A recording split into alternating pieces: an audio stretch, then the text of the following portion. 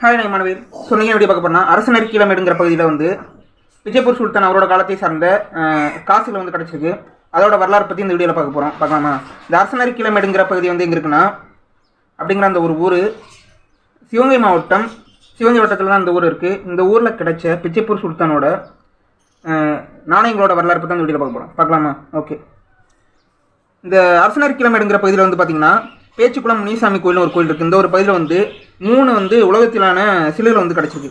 அதாவது வந்து வட்டோட சின்ன சின்ன உலகத்திலான சிலைகள் வந்து கிடச்சிருக்கு. இந்த சிலைகளை வந்து ஆய்வு பண்ணி பார்க்கும்போது வந்து அந்த சிலைகள் எல்லாமே வந்து வட்ட வடிவில் இருந்திருக்கு. அதே நேரத்தில் வந்து செம்புனால் செய்யப்பட்டிருக்கு.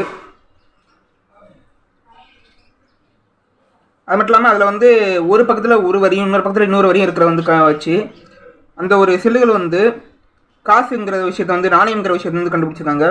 இதை வந்து ஆய்வு பண்ணி பார்க்கும்போது வந்து இது விஜயபூர் சுல்தானுங்கிற மன்னர்களோட காலத்தோட நாணயங்களாக இருக்கிற வந்து உறுதிப்படுத்தியிருக்காங்க. இந்த விஜயபூர் சுல்தானுங்கிறவங்க யாருன்னு கேட்டிங்கன்னா கர்நாடக மாநிலத்தில் இருக்கிற விஜயபூரை வந்து தலைநகராக கொண்டவங்க தான் வந்து இந்த விஜயபூர் சுல்தான் அப்படின்னு சொல்கிற மாதிரி. இவங்க வந்து வடக்கு கர்நாடக பகுதியிலேருந்து தெற்கு மகாராஷ்டிரா பகுதியை 1490களிலிருந்து 1686 வரைக்குமே வந்து ஆண்டு வந்த மன்னர்கள் வந்து விஜயபூர் சுல்தான்கள். இவங்க வந்து 1490களில் வந்து பாமினி சுல்தான்களிலிருந்து தங்களை வந்து விடுவித்துக்கிட்டு தனியரசை வந்து செயல்பட்டாங்க. இதில் வந்து முதல் அரசர் யாருன்னு கேட்டிங்கன்னா யூசுப் அடில்ஷாங்கிற ஒரு மன்னர் தான் வந்து அந்த ஒரு மன்னரில் வந்து 9 மன்னர்களாக வந்து இந்த ஆட்சி பண்ணாங்க. அரசனர் கீழமேடு பகுதியில் கிடைச்ச நாணயங்கள் வந்து பார்த்திங்கன்னா செம்புனால் உருவாக்கப்பட்ட நாணயங்கள்.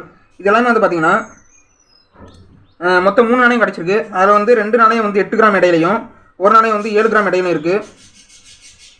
இதில் ஒரு காசில் வந்து பார்த்திங்கன்னா தேவநாகரி அப்படிங்கிற எழுத்தில் வந்து ராஜா அப்படின்னு எழுதப்பட்டிருக்கு. மற்ற 2 காசுகளையும் வந்து பார்சி எழுத்துக்களை வந்து எழுதப்பட்டிருக்கு.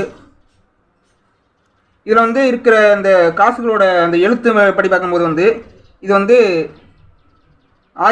கிபி 1558லேருந்து 1579 வரைக்கும் ஆண்ட அலி அடில்ஷாங்கிற ஒரு மன்னரோட காலத்தை சார்ந்தா இருக்கலாம் அப்படின்னு சொல்லப்படுது. இந்த சேது மன்னர் காலத்து வரைக்கும் பார்த்தீங்கன்னா இந்த பகுதியில் வந்து இந்த ஒரு நாணயம் பயன்படுத்துறதுக்கான அடையாளம் இல்லாமல் இருந்திருக்கு, தொடர்பு இல்லாமல் இருந்திருக்கு. இந்த நாணயம் வந்து எப்படி இந்த பகுதிக்கு வந்திருக்கலாம்னா வணிக தொடர்பு இல்லைன்னா வந்து இறைவழி பயன்படுத்தி வந்து இந்த பகுதிக்கு வந்திருக்கலாம்னு சொல்லப்படுது.